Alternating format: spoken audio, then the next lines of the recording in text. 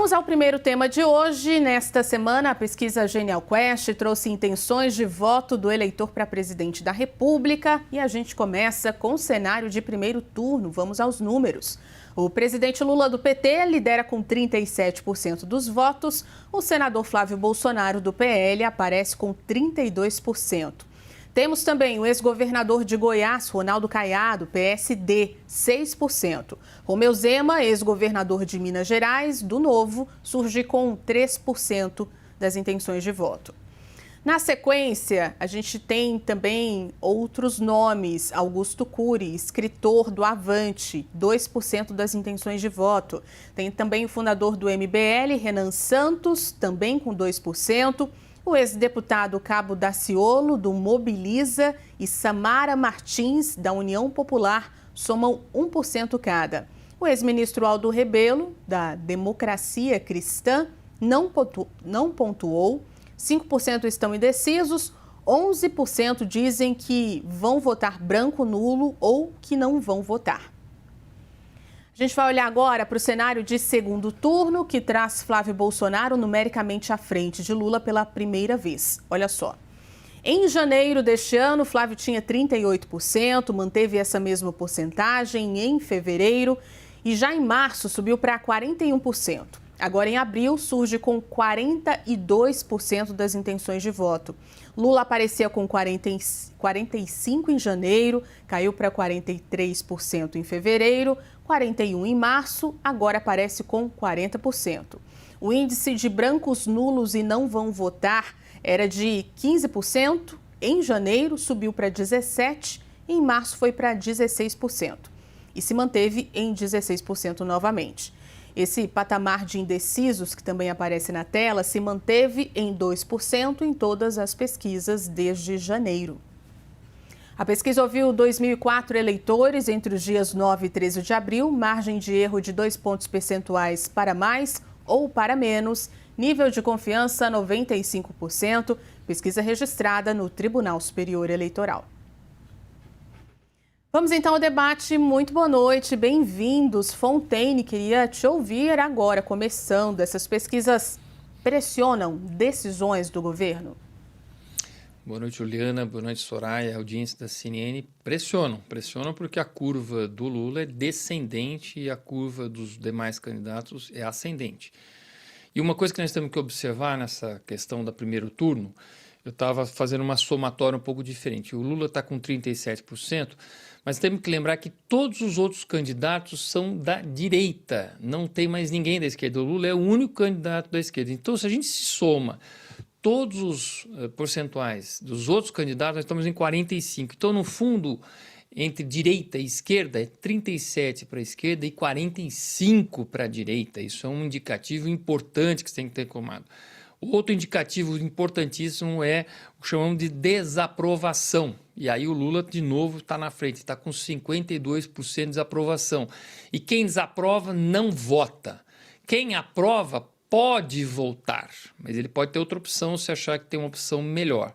Então o cenário não é nem um pouco confortável para Lula, não adianta procurar um inimigo, como ele faz normalmente, procurar o Trump. Daqui a pouco ele começa a falar mal do Trump de novo, para tentar falar de soberania e tudo mais, querer mostrar que é alguém que tem brio, que tem coragem de falar. Mas isso não está mais pegando, porque ele está tendo um desgaste interno em função de muitos escândalos, né? Vamos lembrar que dentro das pesquisas de preocupação do brasileiro, a corrupção voltou a ser a número 1 depois de muitos e muitos anos.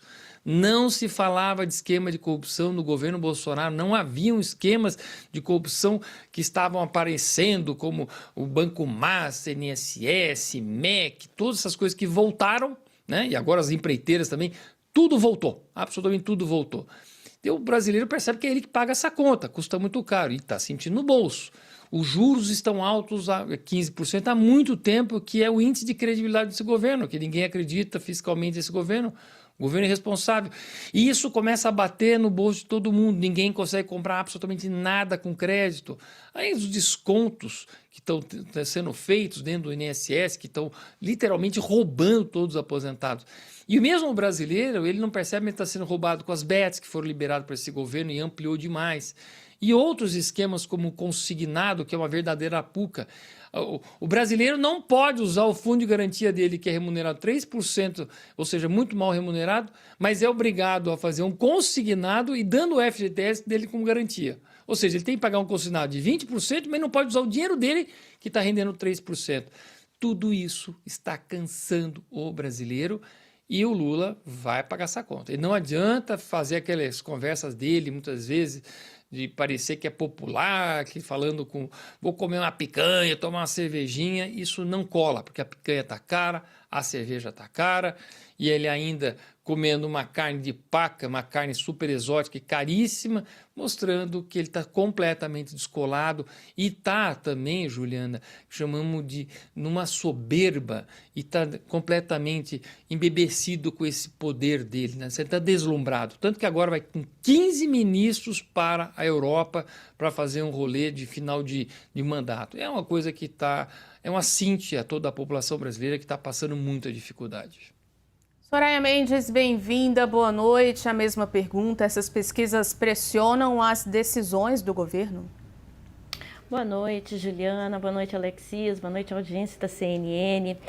Olha, Ju, a primeira questão é que estamos ainda bem distantes, embora pareça tão rápido e o tempo é rápido realmente, logo ali estaremos em outubro, mas ainda estamos distantes da abertura efetiva do processo eleitoral, de maneira que teremos, a partir desse momento específico, as reais candidaturas. Tem uma série de questões aí que são fundamentais e até definidoras de cenários. Ainda hoje, de ontem para hoje, o PSDB passou a anunciar, não se sabe ainda se como um balão de ensaio, enfim, a candidatura de Ciro Gomes. Ciro Gomes, embora tenha pontuado muito mal, né, dentro daquela que é a sua margem histórica nas eleições anteriores, que vem de 2018 com o seu maior índice de 12% e chegou em 2022 com 3%, é uma figura bastante interessante para que componha um cenário eleitoral que talvez aqui leve muitos desses votos que hoje estão espalhados por algumas figuras como, por exemplo, é a do Ronaldo Caiado, de 6%. Ronaldo Caiado é uma figura ainda muito pouco conhecida das gerações mais novas, e a ideia que se lançou de que ele seja uma terceira via, o que ele definitivamente não é, ele está indo para o debate presidencial, obviamente não com a perspectiva de ganhar, mas tão somente para apoiar a extrema-direita, representada pelo Flávio Bolsonaro, e também para que depois o próprio partido, né, de Kassab possa negociar melhor no segundo turno esses talvez 6% que ali estão postos na pesquisa. Mas a entrada de Ciro muda esse negócio, muda esse cenário. Assim como também não é possível se dizer, por mais que nós olhemos o retrato e vemos que todos os demais candidatos, fora o presidente Lula, são candidatos da direita, alguns são da extrema direita a ponto de bater inclusive no próprio Bolsonaro e no próprio Flávio Bolsonaro. Eu acho que a gente tem que prestar muita atenção e na candidatura do Renan Santos, que é uma candidatura que vem desse movimento de juventude, que ainda vai se colocar e que bate também muito fortemente nos bolsonaros, entendendo que eles traíram aqueles que são, por mais que eu tenha horror a isso, os princípios da própria extrema-direita. Então é algo ainda muito mais radical, muito pior, mas que vai fazer diferença nesse cenário eleitoral. Segundo turno é uma outra eleição, e aí a gente vai ver como todas essas peças vão se acomodar. E o presidente Lula tem uma capacidade de aglutinar e conversar, isso é fato, com muita gente capaz de optar por ele e não pelo Flávio Bolsonaro, que tem muitos esqueletos dentro do armário, de rachadinha, de loja de chocolates, ou seja, o Flávio Bolsonaro vai estar exposto a algo que até agora ele não esteve e ele vai ter que enfrentar isso no segundo turno. Agora, Fontaine, pensando nessas duas campanhas, de Flávio e de Lula, eles têm um grande desafio pela frente, que é enfrentar a rejeição. Quem mostra ter mais chances de conseguir reverter esse cenário? É uma questão que a rejeição do Flávio, ela vem do nome do pai, né? É a herança que pode ser bendita ou como pode ser maldita. Então, porque não tem uma rejeição propriamente do Flávio hoje pela sua atuação pessoal. É muito da herança que vem com o pai. O que a Soraya comentou é uma realidade. O PT ainda nem abriu a caixa de maldades, né? E a máquina de destruição de reputação contra o Flávio. Isso ainda nem apareceu e quando aparecer, nós vamos ter que ver o que acontece. Mas o que é interessante a gente colocar aqui não é talvez personalizar, e sim falar dos espectros ideológicos. Porque todos os outros, mesmo o próprio Ciro Gomes, o que ele está batendo no Lula, chamando o Lula de ladrão na cara dura, ele nunca vai migrar para o lado do Lula. Então, são de novos votos que podem até ter uma movimentação da direita, mas estão na direita e ficam na direita. A questão aí, Ju, é realmente, talvez, quem que vai para o segundo turno, efetivamente. Hoje, tudo indica que seja Flávio, mas depois que o PT ligar a máquina de destruição de reputação e a máquina, né, e o saco de maldade, a mala de maldades dele começar... Inclusive, muitas fake news foram criadas em várias das campanhas, aí, os absurdos que eles falaram, temos que ver como é que vai ser a reação. Por isso que, na direita, vão ter talvez 2, 3 ou 4 candidatos e essa movimentação de voto, mas fica restrita na direita, ela não migra para a esquerda. E a da esquerda, isso sim, porque existe um espectro na esquerda que se envergonha do Lula, mas não quer ver um Bolsonaro de forma alguma ser eleito. E talvez se, na direita, um outro candidato se destaque, né, um Romeu Zema, por exemplo, talvez vai ter mais migração da esquerda para a direita, aquela turma que é mais centro-esquerda, mas que não aceita uma direita. Agora temos que lembrar que a Soraya fala muito extrema-direita, mas existe a direita, e a direita ela é composta por várias pessoas aqui, como o próprio Romeu Zema, e que não podemos generalizar. E mesmo quando você fala de extrema-direita, eu acho que é uma narrativa da esquerda que, de novo, faz as pessoas induzirem que tem extremismo. A extrema-esquerda é muito pior, mas a extrema-direita nem existe no Brasil, porque a extrema-direita é um apartheid que acontecia lá na África do Sul, onde se apartava as pessoas pelas cores. Isso absolutamente não existe no Brasil. Então, temos que derrubar essas narrativas para poder fazer uma discussão honesta, clara e sem esses jogos, sem essas narrativas de palavras. Soraya Mendes, quem tem mais chances de reverter a rejeição, Flávio ou Lula? Ju, o que o Alexis propõe é um debate sedutor, porque o que nós temos, sim, não só no Brasil, como no mundo, hoje, uma extrema-direita de viés fascista que se propõe, sim, a criar inimigos e caçar esses inimigos, como um dos exemplos o Donald Trump faz nos Estados Unidos. Mas eu quero me dedicar ao nosso tema aqui específico da pesquisa para dizer o seguinte: a pesquisa tem ali, de acordo com o que nos foi mostrado, 16% de indecisos. No último pleito eleitoral, e aí eu vou voltar ao Ciro, que ficou com 3,5%, foi o pior resultado dele, mas nós tivemos também a candidatura de Simone Tebet, que fez 6% dos votos. Tem algo entre Lula e Bolsonaro, aqui para colocar esses dois campos, que se move no segundo turno.